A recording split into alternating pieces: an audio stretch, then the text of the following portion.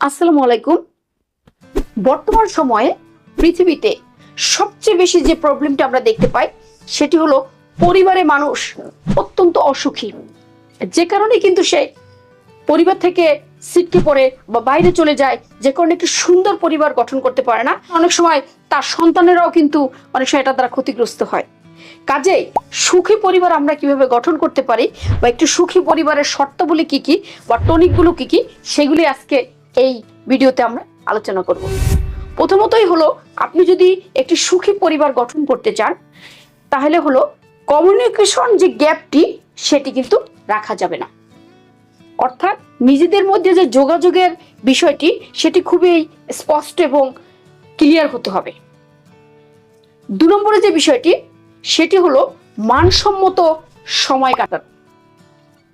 অর্থাৎ আমাদের ফ্যামিলিতে, আমাদের পরিবারে আমাদের অনেক আত্মীয় স্বজন, বন্ধু বান্ধব, পাড়া প্রতিবেশী সবাই থাকবে, আমাদের অনেক প্রয়োজনও থাকবে। কিন্তু যদি হাজব্যান্ড এবং ওয়াইফের মধ্যে মানসম্মত সময় কাটানো কম হয়ে যায় তাহলে কিন্তু সেই পরিবার অনেক সময় সুখী হয় না। কাজে যতই ব্যস্ততা থাকুক, আপনি কিন্তু মানসম্মত সময় কাটানোর জন্য নিজের সময় তৈরি করে বেরিয়ে পড়ুন। 3 নম্বর, সম্মান। অর্থাৎ আমরা যদি একে অপরের প্রতি সম্মানটা বজায় রাখতে পারি বা আমার পার্টনারের সম্মান যেখানে নষ্ট হতে পারে সেখানে যেন আমি নিজেকে প্রতিরোধ হিসেবে দাঁড়া করাতে পারি, বা ঠিক অপোজিটে যে থাকবে অন্য পার্টনার, সেও যদি তার পার্টনারের জন্য এই কাজটি করে তাহলে কিন্তু তারা সুখী পরিবার গঠন করতে পারে। 4 নম্বর হলো সমর্থন। অর্থাৎ জীবনের সব ক্ষেত্রে, যেমন দেখা যাচ্ছে অনুকূল এবং প্রতিকূল এই 2 পরিস্থিতি জীবনে থাকবেই। জীবন মানে অনুকূল এবং প্রতিকূল পরিস্থিতির একটি সমন্বয়। এখন অনুকূল পরিস্থিতিতে আমি তার সাথে থাকলাম, সমর্থন করলাম, কিন্তু প্রতিকূল পরিস্থিতিতে দূরে সরে গেলাম বা তাকে সাপোর্ট দিলাম না, এটি কিন্তু ঠিক নয়। যদি তাই হয় তাহলে কিন্তু সুখী পরিবার সম্ভব নয়। সুতরাং যে কোনো পরিস্থিতিতে তাকে সমর্থন জানিয়ে যেতে হবে। 5 নম্বরে যে বিষয়টি, প্রেম। দুজনের মধ্যে প্রেমের যে সম্পর্কটি, অর্থাৎ প্রেম ছাড়া কিন্তু পৃথিবীর কোনো কিছুই আগায় না।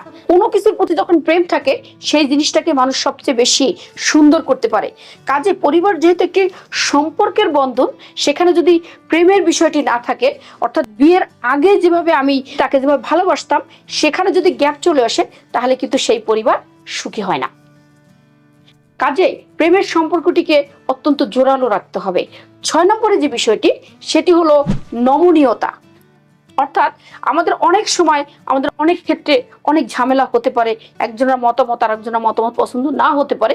আমরা যেন নিজেদেরকে আপন করে নিয়ে সেখানে নমনীয় হয়ে সেই জিনিসটাকে যেন আমরা ম্যানেজ করতে পারি বা আমরা সেই বিষয়টাকে যেন নিজেদের পক্ষে নিয়ে আসতে পারি, এই জিনিসটির প্রতি কিন্তু সবসময় খেয়াল রাখতে হবে। 7 নম্বরে যে বিষয়টি, আমরা যে সময়টি কাটাই, অর্থাৎ আমাদের যে অবসর সময় সেটাকে খুবই সুন্দর মুহূর্তে পরিণত করা। অর্থাৎ সেই সময় এমন গ্যাদারিংয়ে জড়ানো সেখানে যেন আমাদের হাস্যরস, কৌতুক, মজার মজার ঘটনা সেটি যেন শেয়ার হয়। এই জিনিসটি কিন্তু সবসময় বজায় রাখতে হবে। এবং 8 নম্বরে যে বিষয়টি সর্বশেষ, সেটি হলো যে আমাদের একজন আরেকজনকে সবচেয়ে বেশি গুরুত্ব দেয়া। অর্থাৎ পৃথিবীর যত কিছুই থাকুক না কেন, যত মানুষই থাকুক না কেন, যে কোনো পরিস্থিতি থাকুক না কেন, যদি হাজব্যান্ড বা ওয়াইফ সেখানে থাকে বা চলে আসে, তার জায়গাটিকে খুবই স্ট্রংলি আসলে উপস্থাপন করা বা তাকে সেই জায়গাটিতে যথোপযুক্ত জায়গায় রাখা এবং সম্মান প্রদর্শন করা, এই কাজগুলো যদি করা যায় তাহলে কিন্তু আপনি একটি সুখী পরিবার গঠন করতে পারবেন। এবং এই পৃথিবীতে যারা সুখী তারা কিন্তু এই পৃথিবীর জন্য ভালো কাজ করতে পারে, পরকালের জন্য ভালো কাজ করতে পারে। সো আমরা যেটি করব সেটা হলো আমাদের পারিবারিক সম্পর্কের উপরে সবসময় আগে বেশি গুরুত্ব দিব, বাইরের সম্পর্কগুলো তারপরে। Thank you so much.